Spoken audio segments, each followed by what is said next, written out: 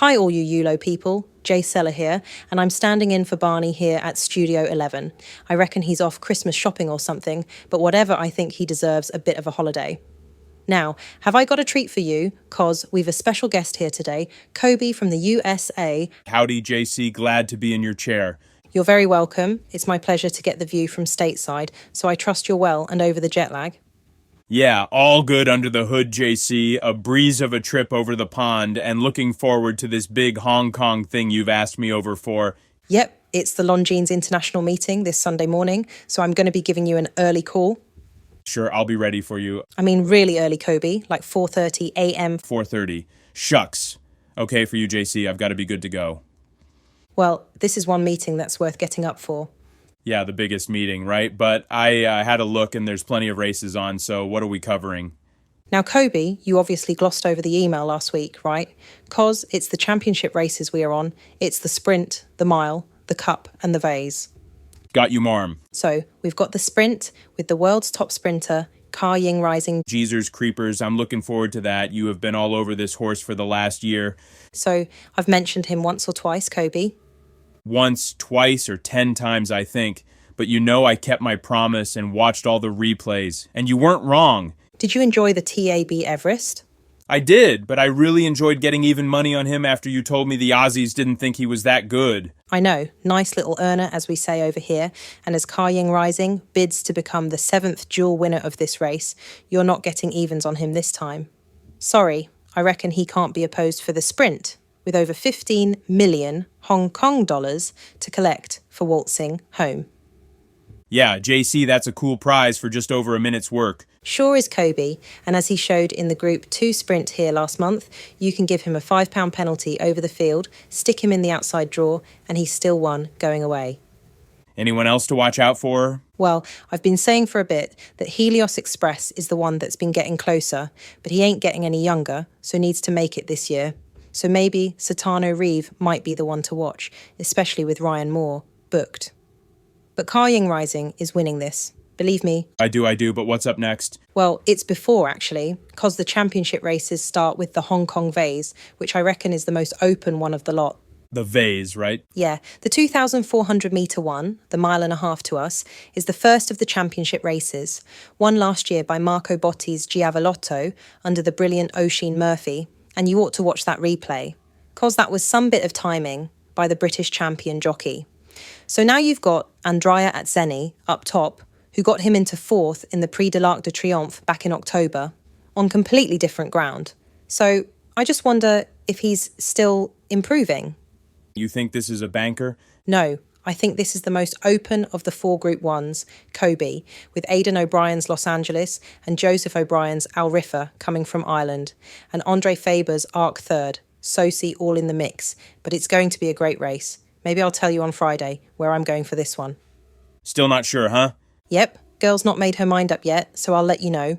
Hey, let's do dinner Friday, and I'll stick my pin in then. Great, can't turn you down on that date, marm. Good, that's a fixed, Koby, so let's get on to the mile. Yeah, what's gonna win the mile, JC? Well, I always thought it would be Voyage Bubble that would inherit Golden 60's crown over the mile. So with that great now retired, I was a bit surprised to see Voyage Bubble line up in the 10 Furlong Cup race here last month.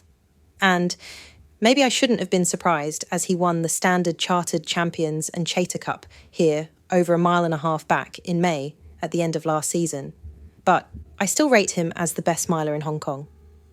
What about My Wish? Hasn't there been all sorts of noise over him? Oh, Koby, you have been doing your homework, haven't you? Kinda. Thought maybe I'd better. So, My Wish was well fancied in the trials meeting. I mean, a long odds-on favourite, but was turned over by Galaxy Patch, and that Jockey Club Mile is a strong trender for success here.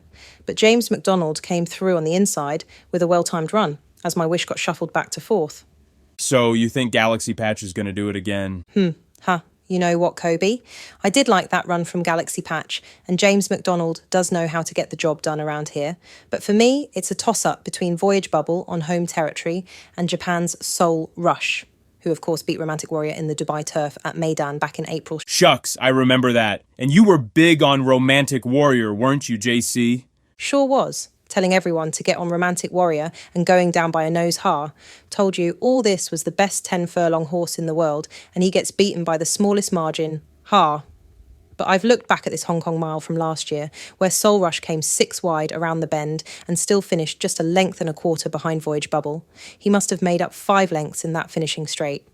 Okay, so this year... So I'm looking at that replay, and Voyage Bubble definitely has that high galloping speed, but I reckon that Soul Rush has that blistering finish that was the hallmark of Golden 60. So with Christian De Muro booked for the ride, I'd like to think that Soul Rush is going to be closer to the front.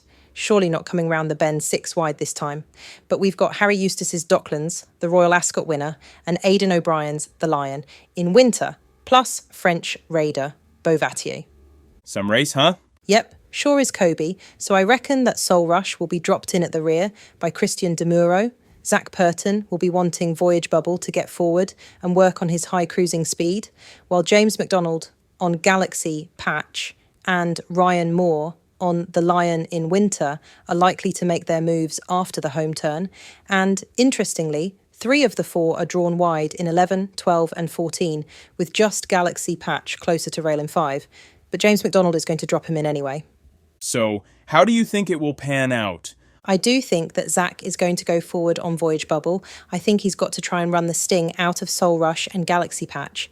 But Ryan Moore is having a good week, winning the International Riders' Trophy on Wednesday. So look out for the Lion in winter too. We'll do JC. So that leaves the Hong Kong Cup. Yes, so... And that's all about Romantic Warrior. So with Soul Rush declared for the mile, the road looks clear for an historic 4th straight win in this. And I can't see past Danny Shum's brilliant stable star for this. It'll be that straightforward, huh? Well, Galen is the one to set the early fractions, which should tee up the race perfectly for Romantic Warrior. So the big danger is sure to be Japan's Bellagio Opera, who broke the course record back home when winning the Osaka High, with Lord Del Rey in behind. And this pair will keep the jolly up to his work. I get you. I'll be on Romantic Warrior then? I would say Koby, don't risk your hard-earned cash on a dead cert, because there ain't no such thing in racing. Yeah, I know that. Just enjoy the race when you see Romantic Warrior cruise home, though I did speak to Marie-Francois last week, and she thinks that Quisisana, the winner of the Prix John Romanet, might go well, and has a super draw in 4, just outside of Romantic Warrior's plum draw in 2, so that's possibly a place chance. Okay, I'll keep that in mind, and this has been a real good preview, JC, so I guess we'll catch up Friday night. Yep, guess we will. Koby, I'm looking forward to dinner, so I'll see you about 7. Fine by me, Marm. See you at the hotel. Yeah, great, I'll be there, so see you then.